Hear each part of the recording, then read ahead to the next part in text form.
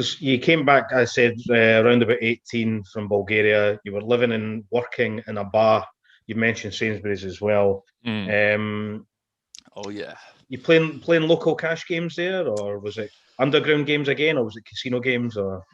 It was casino games. So I was living with my dad and my youngest brother.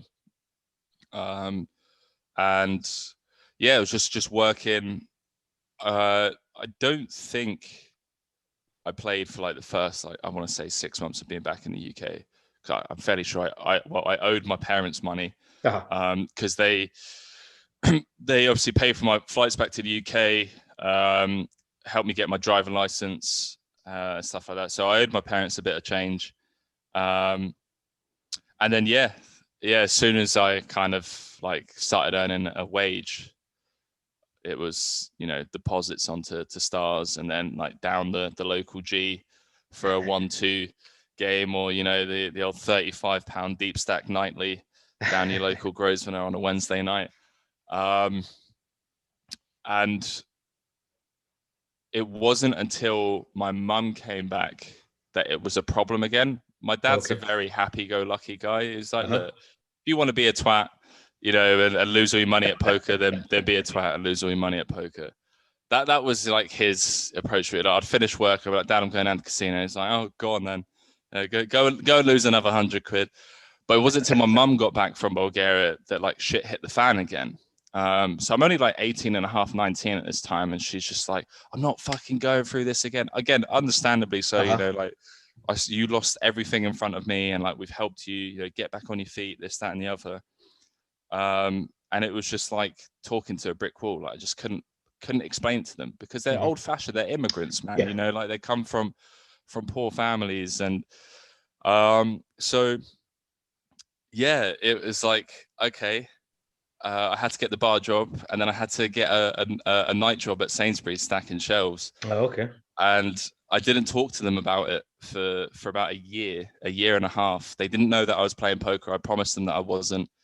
And what I would do is, because I didn't know that you could leave money on deposit at casinos. And then I found out that you could leave money on deposit at casinos.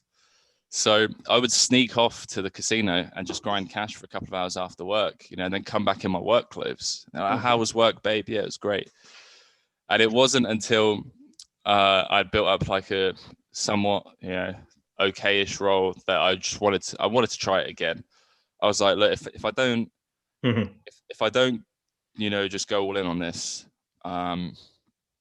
then I'm going to regret it one day. Like I'm still young. I can still, try doing this. And if it fails and I've got stuff to fall back on, I can go back to school, I can go to uni or whatever. So yeah, like turned 21, I was like, oh, I can now play poker in America. And quit my job and told my parents I was going on a road trip to America. And I went to Atlantic City, and then that was kind of like, that was it for me. That was a trip that was life changing. Had a lot of success there, and then after that, my parents were just like, "Oh, he seems to be doing all right. Like, I guess we let him get on with it," and they've been my biggest fans ever since. Before you went on your road trip, were you still playing Texas, or was it And was it like, what's it, 1-2-2-5 or? Yeah, 1-1-2-5. Yeah, and the game got bigger. Just grinding away at that and making a daily profit. Like you were making a living more than you were making a living off your job that your parents knew about. Yeah, I would say it was maybe make like 3 months salary in a month at the time. Right. I was really irresponsible with money as well. Like it was, the weekends, 19-year-old, I bought like an Audi, which was like the dumbest thing I ever did. And then like told my parents, like, it's like, yeah, how do you afford that? Oh, it's monthly payments, this, that, and the other. It's just so dumb, man. I've been promoted to senior shelf stacker. Yeah, boy. Yeah. It's like night shifts at Sainsbury's, mum, that pays well, like. Get your brother a job as well. Yeah, that's it. I was like, yeah, put it in the overtime. But no, I was seeing like was really stupid with money, and yeah, but then ended up going to Atlantic City with like, I want to say like sub 10K roll. Oh, okay. Sub 10K life roll. What attracted you? Obviously, a lot of people, if not the whole poker community, knows that America, Vegas, Atlantic City is the home of big games. What attracted you? Did somebody say, right, Henry, we should go, or did you just make a decision you were going on your own?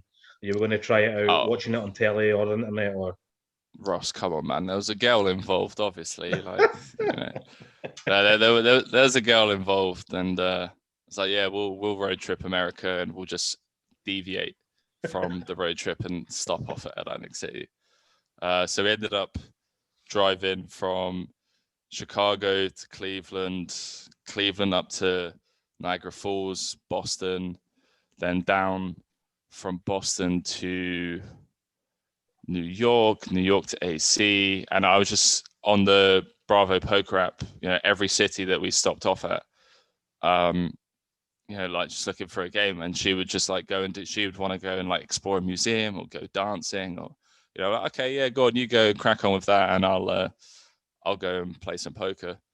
And yeah, just kind of played in all of those areas. You know, you can imagine like private games and just games in America, you know how soft they can be, especially at like the lower stakes. And yeah, just like spun it up, and I got to AC, and again, it's just like how extremely dumb I used to be with money management. But get to AC and go straight up to the desk at what's the name of the resort there? Super famous as well. I can't remember it. I can't remember the name of the resort. But yeah, anyways, I go up to the desk. I'm like, how much is a suite? How much is a junior suite? And I've got like, I want to say maybe like 15K to my name. The trip's been going okay so far. I've got like 15K to my name. Like, yeah, it's like $600 a night. I'm like, okay, pay for it in cash. Like, pay for one night. Go up, shower, go back down, and jump into like a 2-5-10 game with my $500, make like 5K, and then I go wake up the next morning like, how much is a suite again for the night? And I just kept doing that, and this is just like how dumb it was. It's just like, just keep paying for the suite if the previous night's poker session goes well, instead of just paying for like a $70 Airbnb or something.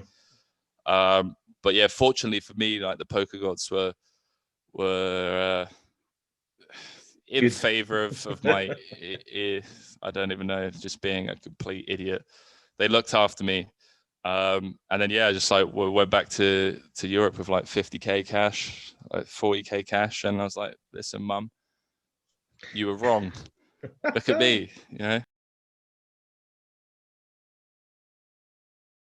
You openly posted, I think it was on Twitter, that you weren't in a good space.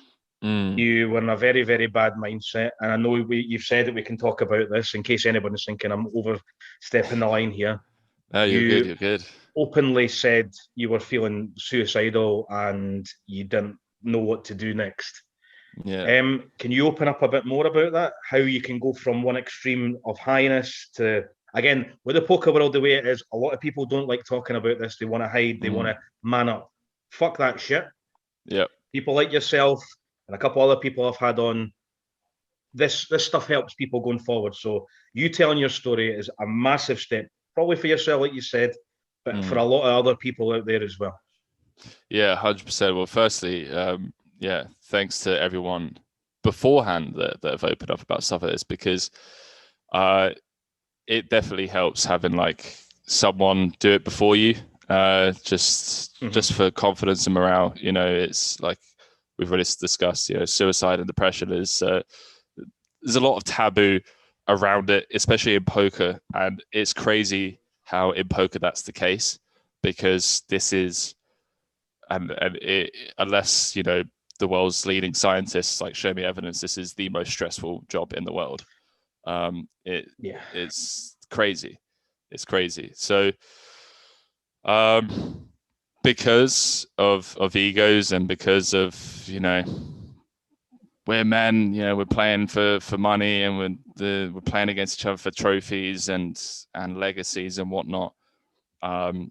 We don't really want to give much away in terms of any edge that our opponents can have over us by showing, you know, what's perceived as a weakness. And I disagree with all of that. I think that's bullshit. I think talking about it is going to lead to us being a stronger community. I think talking about it is going to lead to better relationships and just better life in general. So yeah, credit to you, credit to everyone that came on before me. So for me, I think like reflecting, I've obviously like seen a therapist since. I've spoken to, you know, a lot of people who I will forever be indebted to. At the time, it felt like I had a couple of masks that I needed to wear because of commentary. And it felt like regardless of how I felt, you know, I could wake up tired, I could be in a bad mood, I could break up with a girlfriend, my friendships might not be going well, you know, stuff going on in my life. Like my dad passed away in September last year. It felt like regardless of what was going on in my life, I had to put on a happy face when I showed up for commentary. And I was covering the Galfon Challenge, I was covering WPTs, I was covering Party Poker, and I was ignoring all of the stuff that was going on with me. I'd never really mourned, you know, my dad dying, all of that shit. And I remember texting Phil one day, and I was just like, I just can't show up for commentary today.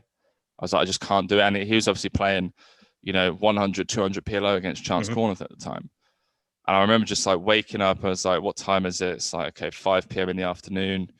They start, like commentary starts in 3 hours. And I was just like, I just can't do this. Like, I can't turn the webcam on and turn the mic on and just pretend to be happy when I'm not. And yeah, and that led to me just like putting the post out, and I was on my balcony just in tears, man, just like smoking a cigarette. It was like 11 p.m. at night, and I put the tweet out.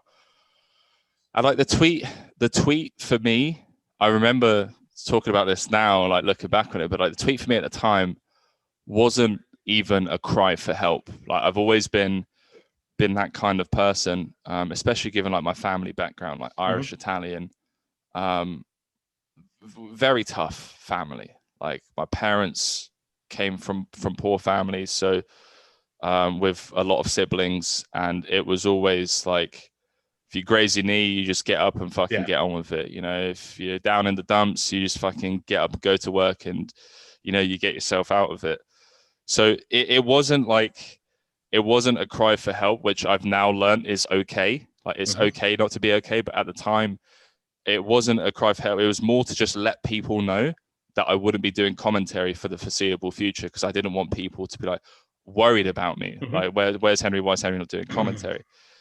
And I snap deleted Instagram, snap deleted Twitter after I put the tweet out. It was like 11, 12 p.m. At night in Bulgaria. And I was just like crying on my balcony. I went to bed. Obviously, I've just woken up to like a flood of messages on WhatsApp, because like, people obviously got my number as well. And yeah, it was the best thing that ever happened to me, to be honest with you, like looking back on it. Just the realizations and like just having people, just people like let me know that it's okay to be, it's okay to not be okay. And it felt really selfish to me, because it was like, Henry, what the fuck do you have to be depressed about? Like, I was in like a luxury apartment in Bulgaria. I'm covering one of the most hyped, you know, poker events of 2020. Like, I'm the head commentator. Like, life's good. You got money in the bank. You got a girlfriend. You got a family. Like, everyone's healthy.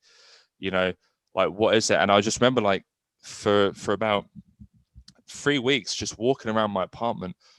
This is how scary it was. I shared this with Phil, actually, because he spent like a lot of time on the phone with me. For about 3 weeks, mate, like I was walking around my apartment, just like looking at the fucking like chandeliers and shit, and just like would that be strong enough to hold me? Would that be strong enough to hold me? Like, would that be strong? And it was just the most batshit crazy dark place I'd ever been in my life. And I remember like people calling me and texting me like, check if I was okay. I was like, no, I'm not okay. I was like, and I don't know why I'm not okay, but like, I'm actually scared that I'm going to do something to myself. And I was like, this isn't, because like I said, because like the taboo and stuff involved, it's like, this isn't an attention thing. Like, I get attention anyway. Like, I commentate, for fuck's sake. Like, I get tons of attention as it is, you know. I was like, I don't know why I'm feeling this way, and it's scaring me because I've never felt like, I've never had those thoughts go through my head where I'm legit like, okay, well, why shouldn't you kill yourself? Like, what the fuck, man? Like, you know, you have a lot of success, you know, you're loving life. Like, why is this? And that was the question, you know, why is it? And it's something that, you know, I've been working on for the last 5 months, and I'm very blessed. I'm very privileged to obviously have, like, you reached out to me. Like, man, the messages that I got, the support that I got from the poker world was touching. Like, I remember just like reading through on my tweet, because it took me about a month to like reinstall Twitter and Instagram, because I was just working on myself. And I was obviously really scared to come back, because like I was like, what's the response been? Like, I regret tweeting it. I wish I had just like told people close to me. And obviously it blew up. Like, had hundreds and hundreds of comments, hundreds of likes. I had hundreds and hundreds of messages on Instagram and Twitter, and every single message just meant the absolute world. And the most eye-opening thing for me, and I wish I had reinstalled Twitter and Instagram quicker after I put that tweet out, because the common theme in messages was, it's okay to not be okay, Henry. Like, if you need to talk, like, from people I didn't even know, like people all over the world. And then to further like solidify that it's like not okay to be okay, there are a lot of idols of mine that had reached out to me. You know, Feraldo, I'm sure he won't mind me saying that. Andrew Headley, you know, for people that don't know, you know, these guys are like wizards. They've been around the poker world for a while, and it was almost refreshing in a way. Maybe refreshing is not the right word to use. No, it felt, it was reassuring to know that I wasn't in this on my own, and that I had people like this saying, hey mate, like, I can fucking relate. And it was really weird, because the way a lot of them worded it was like, I don't want you to think that your pain isn't important, because that's what's most important right now. But just to let you know, if you need to know this, you know, if you need me, I've been through what you've been through. So if you want to talk and share, you know, how you feel with someone that is in the same industry as you, knows the same struggles as you when it comes to poker, you know, money, friendships, family, all of that, and then depression on top of it, you know, I'm here to talk. And that for me was just like, I never want to leave this fucking community, man. Like, this is something I want to do for life, because the fact that someone like me, who's a nobody in the poker world, can get that many messages from like that many people, like, to offer their shoulder of solidarity, if you will, was just like, this is a fucking great community, man. I absolutely fucking love this game. You know, the doubts that I had in my mind about, you know, the types of people involved in the industry, yeah, sure, they're there. Like, those people exist. They're fucking scummy people in this industry, but it's up to you to pay attention to that. Like, if you want to give the scummy people, you know, the voice and the platform, then that's on you. Or you can just give the beautiful people, kind-hearted people like these guys who, yeah, are they crushers? Will they fucking put you in the bin given the opportunity? Yeah, they fucking will. Like, you know, playing for a title, a heads up, sure. They're not going to be your friend at the poker table, but away from the poker table in private, like, are they going to lean? Man, it's fucking amazing. And we're so blessed to have people like that. And yeah, one of the reasons why I was thrilled to do this as well, because the general vibe around like my depression and being suicidal, the biggest highlight for me was having, you know, a lot of people say how grateful they were that I spoke up about it. And grateful for it because they were going on with their own battles. Like they had their own demons that they were fighting against. And there was one comment from Ebony Kenny, who's ACR streamer. It was a very simple tweet, but it was just basically, Henry, thank you for your vulnerability and thank you for sharing this. You may have just saved a couple of people's lives. And that's why I think what you're doing and what advocates for mental health in general are they're just angels, man, on this planet. And I'm not just saying that for the sake of it, because anyone that's been through that kind of depression and that kind of darkness, having people that they can turn to, and I say this now live on the podcast, like if anyone ever needs to reach out to either myself, and I'm sure I can vouch for you as well, Ross, when it comes to this, 100%. to talk about mental health without even knowing me, I will never not give you the time of day. Like for any, because that shit, nobody should go through that shit on their own. And I was very fortunate that, you know, because I stream and I have like, you know, a bit of a platform on Twitch. It's very small compared to like some of the big guns out there, but I was fortunate enough to reach a large audience that could help me. There might be people at home listening to this that don't think that they have that, and I just want them to know that they do. Yeah, that they can reach out. It's a 100,000,000% spot on what you said there about reaching out. My DMs are always open as it is. It is okay not to be okay, as you've stated, as I've said as well. I personally don't think that there is enough done in the poker community, poker world, to highlight this. I think you've echoed it with saying about a few people that reached out to you that, yeah, I'm glad you've done this. I still think there's a massive taboo there, whether you are on either side of the table, whether you're in the commentary booth or whatever. I still think it's the age-old, and this isn't me being sexist, man up, get the fuck on with it. What have you got to be depressed about? You're a commentator, you've just banked this, you've just done that, you've got a luxury apartment, villa, whatever it was, you've got a great life. So fucking what? That doesn't mean that I've got all this money, I can't be fucking sad. Yeah. You've mentioned it yourself. You put on the happy face. I've done it myself. You wake up in the morning, you're like this dull shadow. Until you leave that door, people don't see the real Henry Kilbane. They don't see the real Ross. They don't see the real AB, Joe, whatever, Sheila. You put that mask on, you then pretend to be something you're fucking not. And I personally don't feel enough people speak up about it because there's a massive stigma out there that, shut up, come on, man, have a drink. No, fuck having a drink. Sit down, man, woman, whatever, and talk about it. Open up. It's like you could save a life, your own, but you could also, there could be someone out there who is absolutely shitting themselves to get out of bed because I don't want to do it. And then they hear your tweet. You said yourself, Ebony Kenny, you could have saved, he probably, or she, or whoever, other people out there could have been going through that same sort of thing. And you opening up, even if it stopped one person having a bad day, it's one person more than if you didn't open up. And more to the point, I think you probably saved yourself.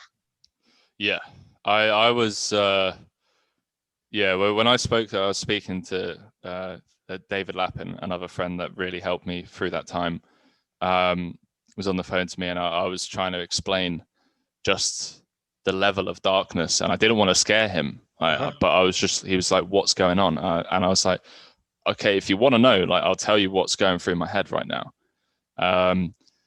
So yeah, like I had support from people like that, but just to kind of echo what you said there, I think a lot of the mask wearing in poker, and the reason that is a taboo, is when you see all of these wizards, you know, these tournament grinders who've, you know, blessed our screens with amazing hands and TV time. And you're like, that guy's got an EPT title, that guy's got 2 bracelets, this guy's won this guy's won that. Like, how can they be sad? And that is it. Is it because we do have to act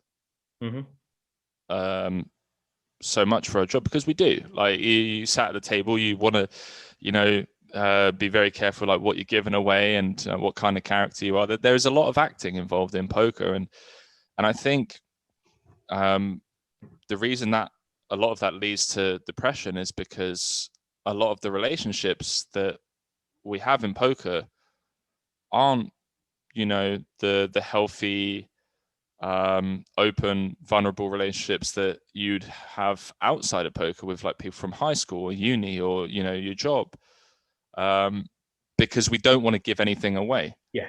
Because we really don't want to give anything away. We want to be seen as this crusher, this person that's just got life figured out, everything's going for you, because that makes you tougher to play against.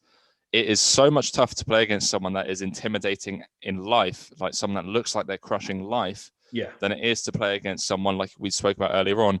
Oh, he's scared money, you know, or he looks weak, or he looks vulnerable. Because just like, you know, lions, if you will, you know, they'll go after weaker prey, and they'll have more success than they will against, you know, like a giraffe or something that's bigger and scarier and more intimidating. So yeah, just like removing that taboo and opening up about stuff. And, you know, the reality is, if anyone like started mocking someone for being open about their depression or, you know, wherever it was, they would get showered so fucking quickly by the poker community that it's not even funny how quickly that person would just be cancelled. But not that I'm trying to promote cancelling, but when it comes to like depression and, you know, mocking people for being open about talking about their emotions there. So yeah, I think just removing that stigma, and case in point, me, I think out of like quite literally the 1,000 messages I got, there was one message, right, from a fake account on Twitter that was, lol, imagine talking about suicide on social media. And it crossed my mind for about 5 seconds. I was like, and then that was it. And I was like, Henry, you've received 1,000 wonderful, caring messages. Like, fuck that guy. And it's the same for everyone else, I guarantee it. And honestly, for people at home, because like I said, you know, I come from that type of family where it's like, oh, you know, man up, you know, what's there? You're living in the best time to be alive right now. What is there to be sad about? If that is a response from anyone that you open up to, as tough as it can be, and this is something that I've really been working on over the last like 5 months, you don't need those people in your life. And I'm not trying to, you know, interfere with anyone's life, but if you're in a bad place and you open up emotionally about that to someone, and their response is, what the fuck, like, man up, what is there to be sad about? One of the healthiest things you can do is just cut that toxic delete them out of your life. 100%. Just honestly, and it has been the best year for me of my life so far. Just, you know, have really great relationships in life at the moment. I'm surrounded by people that genuinely want the best for me and want to see me thrive. And yeah, just having people around you like that are there for you in every capacity, where I can, you know, just tell the boys that I'm living with, I'm like, I'm having an off day today and I'm feeling a bit down, you know, I'm like, not sure why I'm feeling down, but I'm feeling a bit, it's okay, Henry. Yeah, that's fine. Like, just chill out, you know. That's huge. That's huge for me at the table as well, because it's just like, okay, if I do drop 20K, or if I do have a massive downswing, you know, got people that I could just go and, you know, chill out with, cuddle up with, and, you know, get close with and be vulnerable with. And that's huge. Yeah. I mean, a lot of people, and I know from personal experience, I went through a bit of a shit time last year.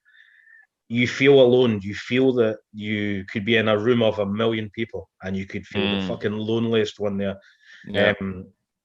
I went through a stage, and this will relate to a lot of people as well, where on the flip side of what you said about having 1,000 lovely messages of "Come on, my man, you know we're behind you. It's great what you're doing," to that one message where it's like "fuck you." Basically, I know it was LOL, etc., but basically that message was "fuck you." Now, when I was at my lowest, I didn't hear the 1,000 "come on, we're behind you." I heard that one message, and it would destroy me because I'd be like, well, how can 1,000 people be happy for me or wanting to help me, and that one person, and I shouldn't have been thinking like that, but because I was in such a fucking dark place, the brain thinks negative. You don't want to hear the good shit, you want to hear the bad shit, and you can't get yourself out that hole. And I know that there is a lot of people out there. I've seen it on, I'm not going to name names because these people might not want to be named. I'm in such a dark place, I don't know how I can do it, nobody likes me. Listen, if you don't feel that you can talk to, as Henry said, reaching out to him, me, your neighbor, your family, there is these companies, these charities that you can send an email, you can pick up the phone. You don't have to feel like you're talking to a person. You can feel like you're talking just to like a chat zone, and they are there to help you, and you will get through it. I know it sounds easy for people like us who are on a social platform, getting heard by others. Trust me, it's not always been a bed of roses for me. Henry's already said exactly the same. Listen, you're at your lowest. Get yourself back up. Talk to at least one person. Yeah. That one person turns into two, turns into three. You will eventually get the light and you will be better for it. I know it may sound easy for me to say, but trust me, when you've been at your lowest, there is only one fucking way to go. Yeah. Now, come on.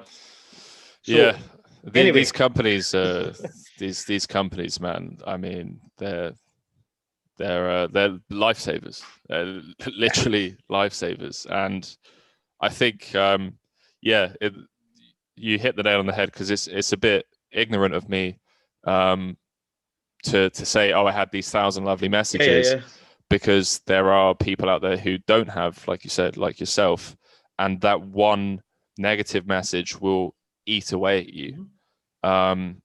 So reaching out to these companies and therapy as well, for me, like, therapy was just, you question it, or at least I did, when the depression does start, and you're suicidal and whatnot, and you're like, okay, why though? Like, what is this? I don't want to be this way. Like, I want to be happy. Everyone wants to be happy. Like, why do I feel this way? Why don't I want to get out of bed?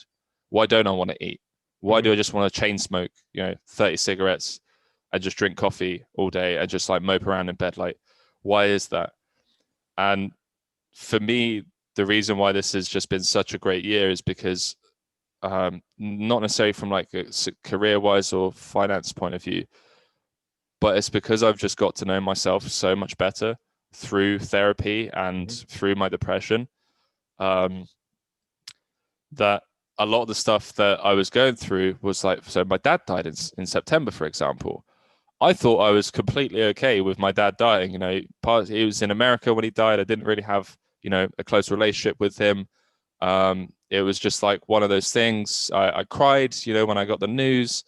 And then that was it. Like, I moved on. I was like, I've got the Galfon challenge to focus on. I've got, poker to focus on. And what you will find through talking with these companies and through going to therapy is that questions will be asked that will dig up skeletons that you didn't necessarily want to dig up. But the reason you need to dig up those skeletons is because they need to be buried for good.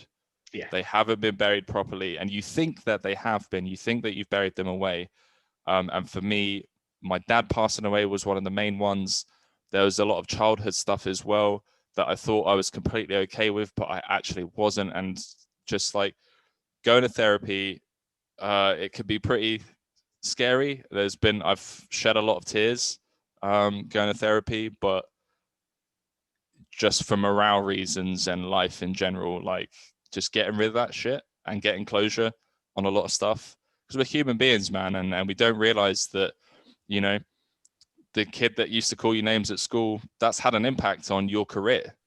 Like that's why you're scared to raise your voice to your boss when like they are being a complete fucking idiot and stuff like that. There's just so many things that like you question in your day-to-day life, like, oh, why is this happening to me? Or like, why do I feel like that? a lot of it comes from the past, man. Like there's a lot of shit buried back there that you need to just dig up, battle, and then completely put it away, get some closure.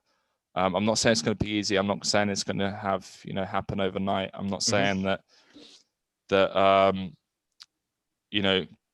clinical depression doesn't exist, and that I know that there are chemical imbalances in people as well. And that I'm not saying that these things aren't real, and that there aren't people out there that just have chemical imbalances and they can't be helped, or they struggle to get help.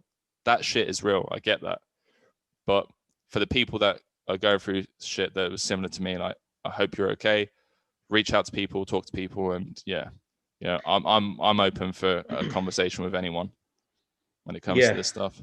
Yeah, I mean, it does get better when you reach out, when you open up.